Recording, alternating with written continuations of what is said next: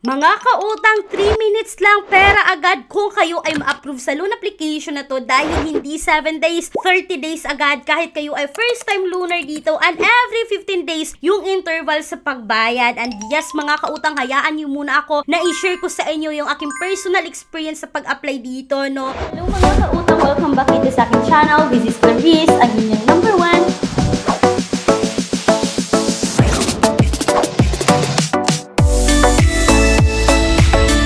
na-offeran ako ng 33,000 but kahit tayo ay first time loaner, magsisimula talaga tayo sa small amount. So, 33,000 down to 2,000 mga kautang. At yan yung pag-usapan natin ngayon. I-share ko sa inyo kung transparent nga ba ang loan application na to, may hidden charges ba, or kung buo ko nga bang na-receive yung 2,000. And bago yan mga kautang, napakasimple lang talaga yung pag-utang dito, no? Kagaya lang talaga siya sa ibang loan application na maglagay tayo ng personal information, yung details natin, work info, contact information. Yun lang talaga makakautang and tumatanggap po ito ng TIN ID. Yes, TIN ID yung ginamit ko sa pag-apply rito, no? And mga kautang, guess what? Wala po ito ngayon sa Google Play Store but nasa V-App Store po siya. And hindi na ako gagawa pa ng tutorial on how to apply this loan application kasi didiretso tayo sa loan details. So, eto na nga, sabi ko nga kanina no na from 33,000 down to 2,000 as you can see dito ngayon sa screen na merong option na 30 days, 45 days, 60 days, 90 days, and 120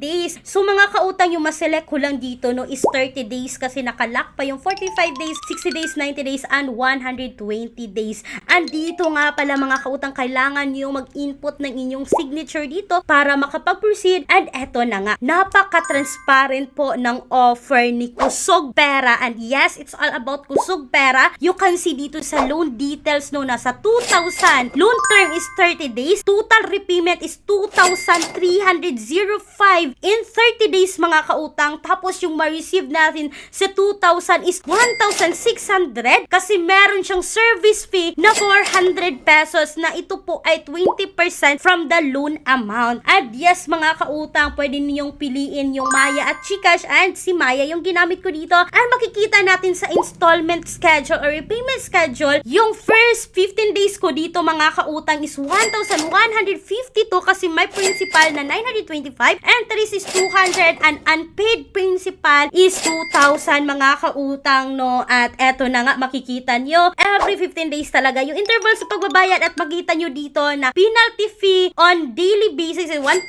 tapos deducted one time is 1%, tapos may loan cancellation transfer fee pa na 100 pesos mga kautang. So, makikita nyo talaga lahat ng details bago nyo ma-proceed yung pag-utang dito kay Kusog Pera. And sad to say mga kautang, pag-isipan talaga dating mabuti dahil submitting and accessing entities po si Kusog Pera sa CIC or sa Credit Information Corporation. And yes, naka-SEC registered po ang loan application na to. Hindi ibig sabihin na naka-SEC registered ay okay ng utangan. Make sure na alam natin lahat ng details, lalong-lalo na itong submitting and accessing entities sa CIC. Kapag hindi tayo nakabayad on time dito, ay maaapektuhan talaga yung credit score natin or yung credit record, credit history natin sa pag-utang dito kay Kusog Pera na maaaring makikita ng mga nagpapautang online na accessing and submitting entities din sa Credit Information Corporation.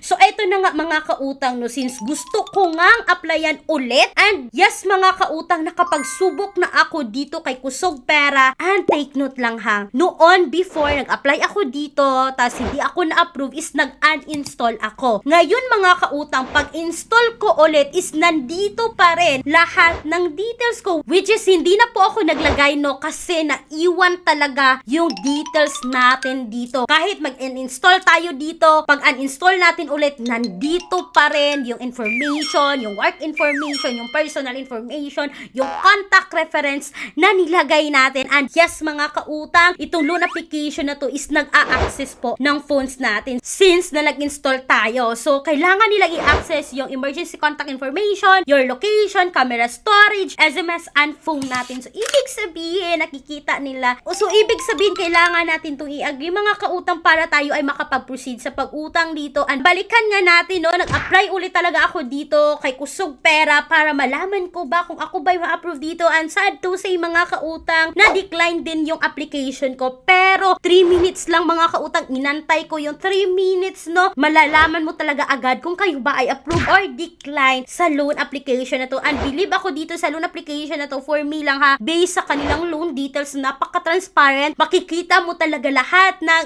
info, kaya makapag-decide ka talaga mga kautang kung susubok ba ka talaga kayong umutang sa loan application na to. And so ngayon nga mga kautang, nasa sa inyong kamay pa rin ang desisyon sa pag-utang dito kay Kusog Pera. Hindi ko sinasabing wag yung utangan, hindi ko rin sinasabing utangan nyo, kasi mga kautang, may isip na tayo, alam na natin kung ano yung makakabuti sa atin. Kung uutang ba tayo dito, makikita nyo sa 2,000, 1,600 yung ma-receive, so may 400 kakaltas agad, tapos babayaran ng 2,305. So ibig sabihin 400 plus 305 is 705 sa loob ng 30 days. So kung i-compare naman natin itong si Kusog Pera sa other loan application, ang lalaki ng kaltas, tapos 7 days to pay lang, mas better na rin, di ba? Kasi 30 days siya sa unang hiram. Hindi lang nga buo makatanggap yung pera, but sa ngalan na installment siya, okay na rin kung i-compare sa mga pinaka hindi magandang utangan. So mga kautang, nasa sa inyong kamay talaga ang decision sa pag-utang. Speaking sa alternatives loan app na ayaw nyong install, ayaw nyong mag-download kasi nga nangunguha or nang-access ng phones, may mga alternatives tayo na apply direct website na makikita ngayon sa description box or sa pen comment section ng video na to. And yes mga kautang, speaking sa bank personal loan na palagi kong binabanggit,